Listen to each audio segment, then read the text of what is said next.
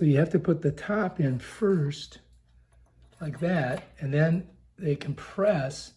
And when it compresses up, it leaves enough room for you to slip this little bad boy into this little hole right there. So first, you put it up here, post goes in there, big circle in the track, and then just slide that baby in. That's how you do it. I'm gonna bring it back.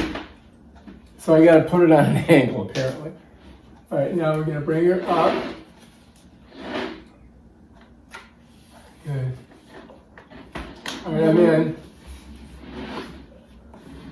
I'm in. You in? Put it up. Now shut it. So yeah, so we're in there, perfect. And we're in there, perfect. And then down here, hang on. You have to write that in there. Yep, right in the hole. All right. All right, that's how you do it. If you like this video, subscribe to my channel and check out my other awesome videos on how to do stuff that I've never done before, and you can too. Peace out.